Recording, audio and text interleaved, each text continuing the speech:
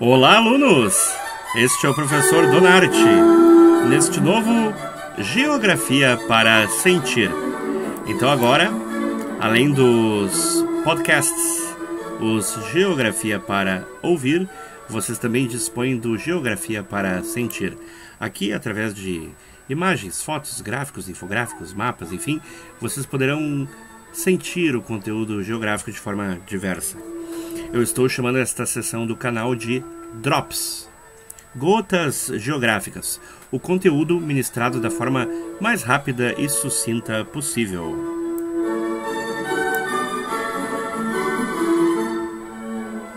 A nossa trilha sonora de hoje, não pode faltar, vai com Haydn, compositor alemão.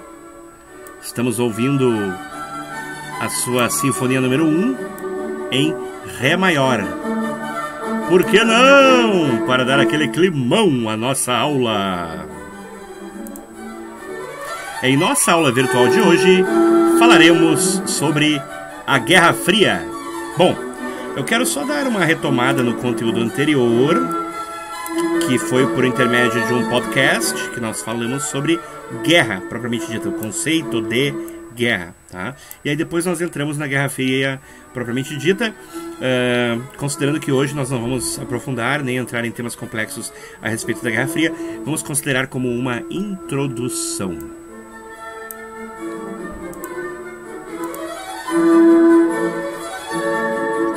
Bom, quando nós recorremos a um dicionário para verificarmos o conceito de guerra, nós logo encontramos que desculpem, vai entrar agora uma lâmina cheia de texto, mas vocês são alunos de 9º ano, então bora lá, né?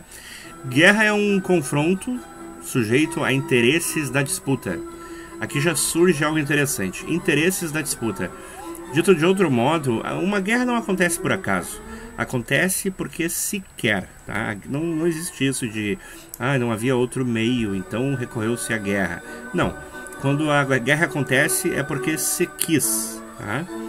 Entre dois ou mais grupos distintos de indivíduos mais ou menos organizados. Sim, uma guerra pode ser menos ou mais organizada. Nós vamos ver em aulas seguintes que hoje em dia a guerra é extremamente organizada, tecnológica, informatizada, inteligente, tá? Utilizando-se de armas, hoje em dia das mais diversas, né? Também cada vez mais tecnológicas, para tentar derrotar o adversário. A guerra pode ocorrer entre países ou entre grupos menores, como tribos ou facções políticas, dentro de um mesmo país, e aí nós temos um confronto interno. Em ambos os casos, pode-se ter a oposição dos grupos rivais isoladamente ou em conjunto. Ou seja, um contra um, vários contra um, ou vários grupos contra vários. E aí nós temos as alianças. Bom, isso é o conceito mais básico, retirado de dicionário. Vamos seguir ainda nessa linha um pouco. A guerra pode ser tomada como uma inimizade declarada. Isso é uma coisa interessante da guerra, tá? Ela tem que ser declarada, senão não é guerra, tá? E luta armada entre nações ou partidos. Por extensão, inimizade e atos de hostilidade entre famílias ou pessoas. E por vezes vira uma campanha, né? Quando a guerra dura mais de que décadas e tem várias batalhas e vários eventos, vários acontecimentos, então aí vira uma campanha, tá? Campanha também quando se quer chegar a um objetivo, né? Então, para chegar lá tem que vencer várias etapas. Arte militar, e agora entra uma questão que nós vamos falar mais um pouco logo, tá? É a parte mais filosófica da guerra. É uma profissão, tá? Tem que saber fazer a guerra. E é um negócio. Bom, alguns ganham muito com a guerra, tá? Para a grande maioria, para o povo em si, a guerra é morte, destruição, fome e peste. Mas para alguns, a guerra é um negócio altamente lucrativo. E no sentido figurado, é uma oposição, uma luta, tá? Mas não é isso que a gente quer, não, tá? Isso também é retirado de dicionário aí, tá? Bem básico. Vamos introduzir 2 novos elementos no nosso conceito de guerra. Vamos falar de Sun Tzu. Quando falamos de guerra, não podemos deixar de citar este nome. Sun Tzu é considerado um pensador, tá? Ele é considerado um filósofo até mesmo chinês, tá? Nós temos aí uma estátua em homenagem a ele. Sun Tzu é muito famoso por ter escrito o livro A Arte da Guerra. O livro hoje também super famoso, né? Bastante lido aí pelos coaching, pessoas que cursam administração de empresas ou que mesmo querem fazer estratégias para a sua vida, tomando o que Sun Tzu escreveu como figuras de linguagem adaptáveis às situações da vida cotidiana. Mas quando Sun Tzu escreveu isso, não era bem isso que ele estava pensando, tá? Ele escreveu isso pensando na guerra propriamente dita, tá? Sun Tzu nasceu em Binzhou, China, tá? Só para situarmos geograficamente, Binzhou é aquele pontinho vermelho ali no mapa, próximo ao litoral chinês. Está entrando ali o X, a capital chinesa Pequim, e Binzhou fica a 352 quilômetros de Pequim. Uma viagem que se faz de carro em 3 horas e 41 minutos. Tá? Sun Tzu não é importante só na China. Aqui nós temos outra imagem, tá? Retratando ele. Essa tem uma fotografia retirada de outra estátua em homenagem ao pensador chinês, só que aqui no Japão. Aqui na cidadezinha de Yuriyama. Tá? Nessa cidadezinha, só por curiosidade, está a estátua de Sun Tzu que estamos vendo. Okay? Para situarmos também, entrará aqui o X vermelho, a capital japonesa Tóquio. Tá? E, como curiosidade também só, Yuriyama está distante 699 km de Tóquio, uma viagem que se faz de carro em 8 horas, em mais de 8 horas. 8 horas e 35, 36 minutos. Tá? Na verdade, Sun Tzu é importante para todo o Oriente. Tá? Os orientais gostam muito do Sun Tzu, e ele é importantíssimo porque viveu em 544 a.C., vindo a falecer em 490 e alguma coisa, século V, portanto, a.C., e já naquela época, um pioneiro, um dos primeiros que veio a conceituar o que é uma guerra. Tá? Escreve ele em seu livro: guerra é um assunto de importância vital para o Estado, e aqui ele está falando do Estado com E maiúsculo, né, o país. Uma questão de vida ou morte, a estrada da sobrevivência ou da ruína. É obrigatório que seja completamente estudada. Trata-se de assunto sério. Há apreensão quando homens lançam-se a ela sem a devida reflexão. Quem despreza o tema evidencia uma lamentável indiferença pela conservação ou pela perda do que mais devemos prezar, que é a nossa segurança. Então, aí um dos primeiros conceitos de guerra vindo deste chinês, deste oriental. Tá? Mas nós aqui no Ocidente temos o equivalente do Sun Tzu. Tá? Chama-se Karl von Clausewitz. Tá? Clausewitz. Está entrando na tela aí. Karl von Clausewitz. Nós temos aí uma pintura feita por um norte-americano, Geiger. É uma pintura de domínio público, tá? Pode ser usada sem problema nenhum. Esse pensador também aí, o Clausewitz, tá? Viveu de 1780 a 1831. É considerado assim o pai da arte da guerra, aqui pelo menos no Ocidente. Participou de várias guerras, lutando pelo Império da Prússia, tá? Guerras sangrentas na época, guerras complicadas que precisavam de estratégia e pensamento, tá? Ele é autor deste livro aqui, tá? Não poderia ter outro título o livro, né? Pois se trata da guerra. Neste livro, Clausewitz vai então adaptar a filosofia de outro alemão, o filósofo Kant, à arte da guerra, batalhas, estratégia, etc, etc, etc. Tá? Clausewitz nasceu em Burg, na Alemanha. Ele morreu na Polônia de febre, né? Possivelmente tifo. E só para situarmos geograficamente, a capital alemã, Berlim, está ali no X vermelho, e Burg é perto de Berlim. 131 quilômetros, uma viagem que se faz, portanto, em 1 hora e 31 minutos. Vou ler para vocês o que escreve Clausewitz sobre o conceito de guerra. Não comecemos por uma definição da guerra difícil e pedante. Limitemo-nos à sua essência, ao duelo. A guerra nada mais é do que um duelo em escala mais vasta. Veja que interessante. Um duelo em escala mais vasta.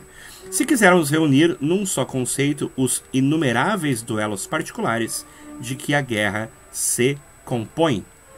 Outra coisa interessante que aparece aqui, né? Há frases que brincam, debocham, dizendo que a guerra, todas as guerras, são criadas por homens velhos que estão atrás de suas confortáveis e seguras mesas, mas lutada pelos jovens que vão ao campo de batalha. Então, Clausewitz tem razão em dizer que uma guerra são inumeráveis duelos particulares que a compõem. E segundo eles, se nós fizéssemos essa comparação, faríamos bem em pensar na imagem de dois lutadores. Cada um tenta, por meio de sua força física, submeter o outro à sua vontade. O seu objetivo imediato é abater o adversário a fim de torná-lo incapaz de toda e qualquer resistência. E aí a frase que segue é a que está na tela para vocês. A guerra é, pois, um ato de violência destinado a forçar o adversário a submeter-se à nossa vontade. Então a guerra, um ato de violência. Na aula passada eu terminara dizendo que, uma frase também do Clausewitz, a guerra é a continuação da política, só que por outros meios. Tá? Então, esses elementos estavam faltando e são importantes para nós compormos aí o nosso conceito de guerra. O que é a guerra?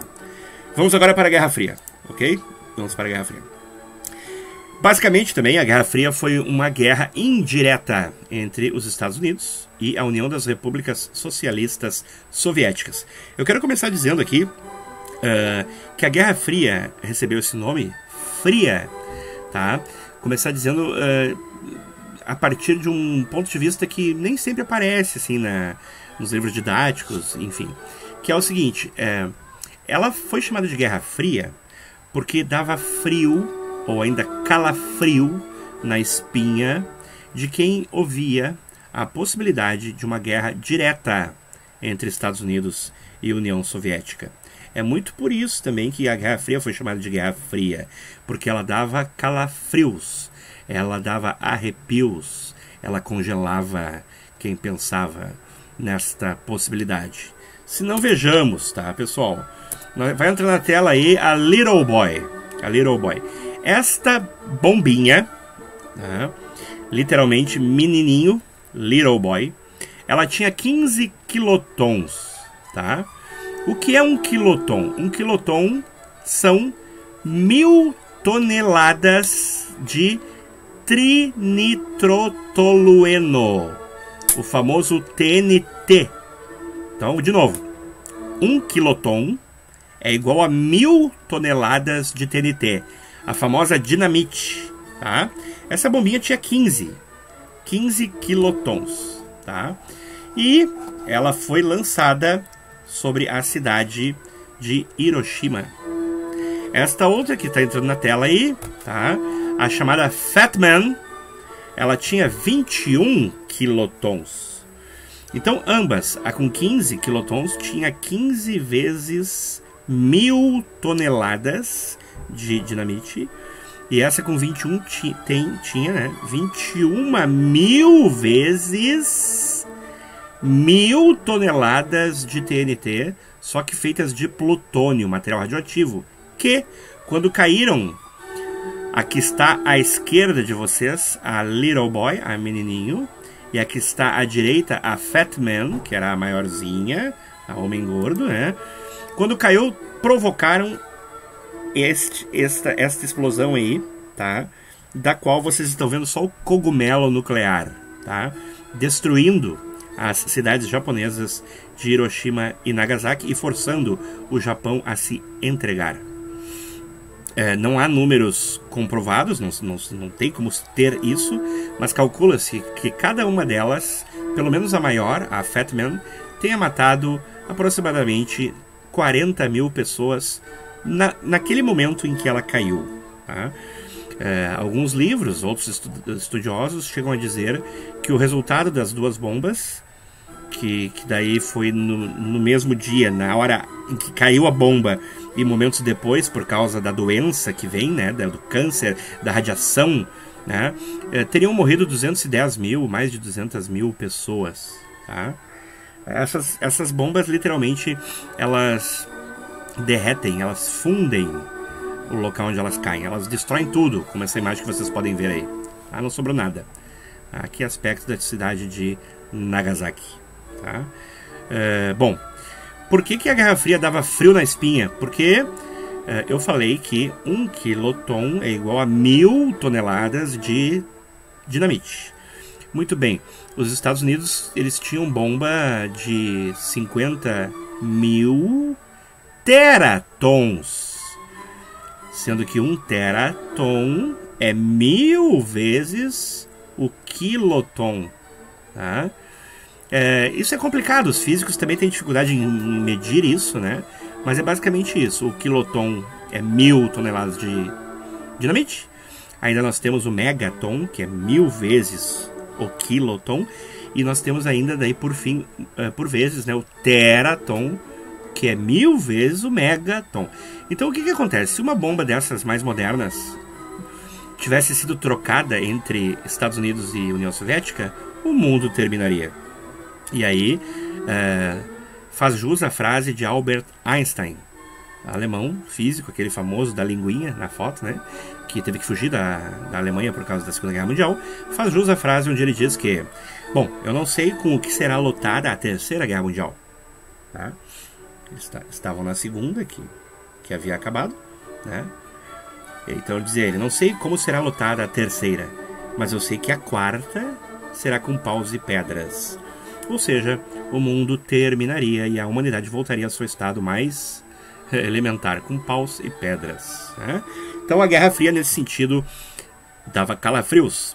Bom, aí agora vem os outros aspectos que os livros didáticos trazem sobre a Guerra Fria. A Guerra Fria foi uma guerra indireta, uma guerra que envolveu a ideologia, tá? O lado socialista versus o lado capitalista, envolveu a política, né? O socialismo e o capitalismo atrelados às políticas desses países, envolveu a cultura, envolveu a arte, a tecnologia, corrida espacial, envolveu todos os aspectos que nós pudermos imaginar. A Guerra Fria envolveu. Tá? Ela teria começado, teoricamente, aí, a maioria dos autores são unânimes em dizer que ela começou com o fim da Segunda Guerra Mundial. Tá? Alguns colocam a data precisa de 1947. A Segunda Guerra Mundial termina em 45. A Guerra Fria teria começado em 47. E foi então, do ponto de vista geopolítico, a luta entre esse mundo vermelho que está aí, que é o mundo socialista, versus esse mundo verde que está aí, que é o mundo capitalista. Tá? É uma guerra, retomando Sun Tzu, do qual falamos, é uma guerra que usou demais a espionagem, serviço secreto, envenenamentos, casos que geraram filmes e mais filmes. Tá? Sun Tzu dizia que não há guerra em que a espionagem não seja usada. A Guerra Fria utilizou-se muito da espionagem. Agora, para terminar a nossa aula de hoje, eu quero comentar a Guerra Fria por intermédio deste relógio que vocês têm na tela aí. É muito interessante. Esse relógio aí, ele é chamado o Doomsday Clock. O relógio do juízo final, do fim do mundo, né? Esse relógio foi fundado pelos físicos da Universidade de Chicago, nos Estados Unidos. Estes físicos, eles trabalham com a questão nuclear e tal, a questão dos armamentos e pesquisa no assunto. E eles lançam um Bulletin of Atomic Society, o boletim, né, da Sociedade dos Físicos Atômicos, né? Eles inventaram esse relógio que marca o seguinte: meia-noite é o fim do mundo, é o Doomsday, é o juízo final. E esse relógio foi inventado por eles em 1947.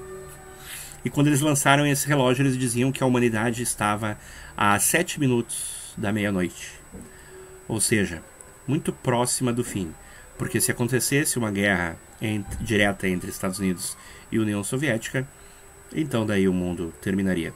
Só para dar um exemplo, depois nós vamos retomar isso aí, eu falei de forma mais complexa e profunda, né, à medida que pudermos. Só para dar um exemplo, né, a guerra Irã-Iraque, né, uma guerra sangrenta. Essa guerra teve o patrocínio, por um lado, Estados Unidos patrocinando o Iraque, por outro lado, né, a União Soviética patrocinando o Irã. Então, era uma guerra indireta, mas todo mundo sabia que a União Soviética patrocinava o Irã e Estados Unidos patrocinavam o Iraque. Mas e se os dois se digladiassem diretamente, como seria? Bom, fim do mundo, né? Esse relógio, ele já teve vários momentos, né? Os primeiros testes nucleares feitos pela União Soviética em 1949 fizeram com que o relógio fosse adiantado para 3 minutos para o fim do mundo, né?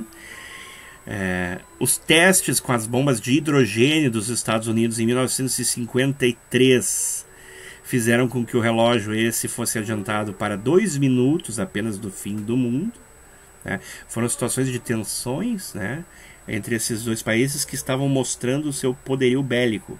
E aí agora aqui eu citei a bomba de hidrogênio, né?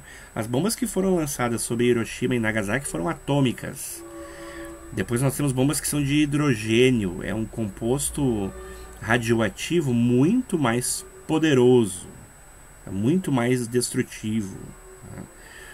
Em 1984, as relações de poder, né, em vários pontos entre esses países fizeram com que esse relógio viesse para cá e para lá, né?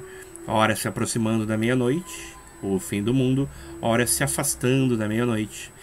E em 1991, como vocês podem ver neste gráfico, neste infográfico que está na tela de vocês, em 1991, mais especificamente dia 26 de dezembro, se desmantela a União Soviética, termina, né, separando-se em várias repúblicas independentes, e foi o momento onde este relógio esteve mais longe da meia-noite, tendo sido atrasado para 17 minutos da meia-noite do fim do mundo.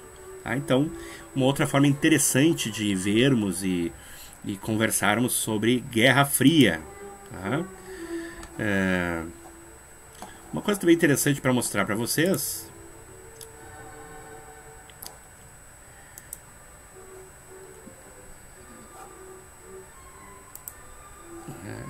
é o seguinte.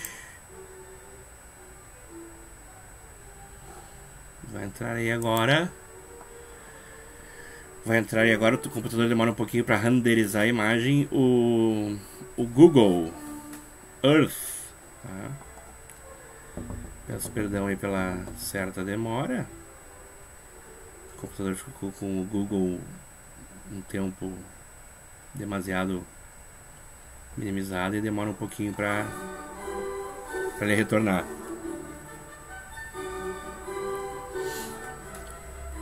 Coisas que acontecem em um vídeo que está sendo, né, gravado.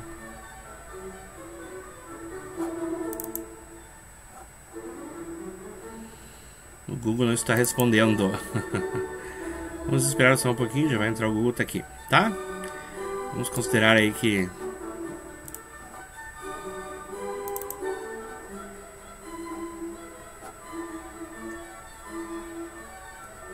vamos pegar aí, tá? Entrou o Google que eu precisava. Eu quero mostrar para vocês o seguinte aqui, tá? Mais uma vez, perdão pela demora aí. Se nós formos pegar aí o Google Earth e mostrarmos estes dois mundos, tá? Nós temos aqui, eu posso fazer rapidamente, só para mostrar para vocês, nós estamos acostumados a ver o planeta Terra na forma de um planisfério, né? Mas se eu mostrar para vocês assim, ó, desenhar aqui o que era o mundo socialista, nós temos o seguinte, ó. União das Repúblicas Socialistas Soviéticas, tá? Vamos colocar esse em vermelho.